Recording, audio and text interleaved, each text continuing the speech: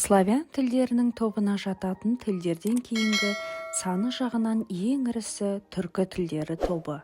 Түркі тілдері тобына мыналар жатады: Алтай тілі, Әзірбайжан тілі, башқұрт тілі, гагаuz тілі, қазақ тілі, қарайым тілі, қарақалпақ тілі, қарачай тілі, қарачай-балкар тілі, қырғыз тілі, қырым татарларының тілі, құмық тілі, ноғай тілі, өзбек тілі, татар тілі, түрік тілі, түрікмен тілі, ұйғыр тілі, чуваш тілі, шор тілі, хакас тілі, якут тілі, тағы басқа ұсақ тілдер.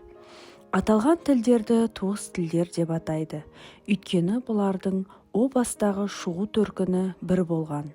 5-8 ғасырларда Қытай шекарасынан Византияға дейін, солтүстік Моңғолиядан Тараз қаласына дейінгі ұлан-ғайыр жерді түркі халықтары мекендеген. Қазақ тілі мен қазақ халқының шығу кезеңі ғалымдардың айтуы бойынша 15 ғасыр.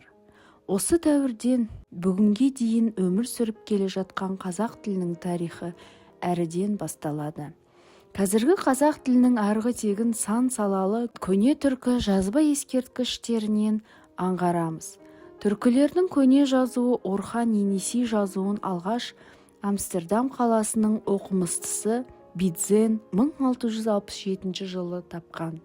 Дания ғалымы Томсон 1893 жылы жазуды оқудың жолын тауып, ол түркі халықтарының жазуы екендігін айқындады. Орхон Енесей және Талас өзенінің бойынан табылған жазуды жүйеге келтіріп, кітап етіп, бастырып шығарған.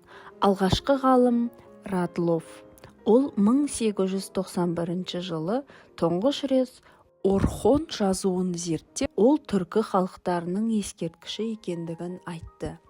Тіліміздің ертедегі сыр-сыпатын молырақ, айқынырақ ашып бере алатын негізгі еңбектер көне қыпшақ тіліндегі ескерткіштер. Олардың бірі 1069 жылы жазылған Жүсіп баласы Ғанидың құдатғу білік, яғни құтты болу, бақытты болу деген мағынада дастаны. Бұл әуелі араб жазуымен жазылып, кейін ұйғыр жазуымен көшірілген. Сондай-ақ 11 ғасырда араб тілінде Махмуд Қашқаридің Дивани лұғат ат-түрік атты сөздігі жарық көреді.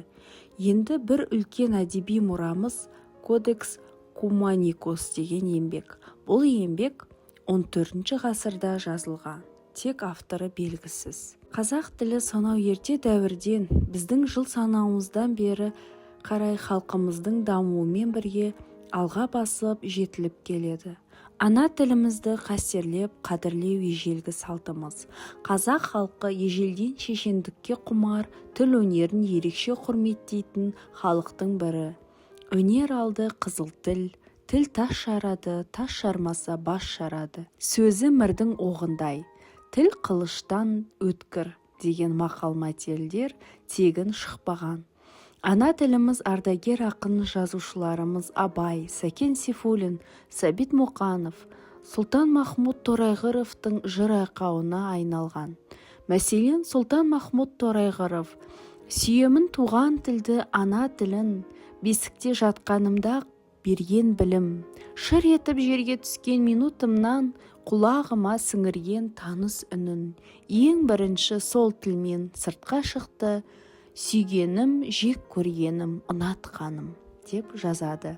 Еліміз егемендік алғалы бері тіліміз мемлекеттік мәртебеге ие болып жүр. Мемлекеттік мәртебеге ие болу деген сөз, мемлекеттік құжаттар, іс қағаздары түгелдей қазақ тілінде іске асады деген сөз. Назар аударып тыңдағандарыңыз үшін рахмет. Лөпіл басып, тіркеліп қойыңыздар.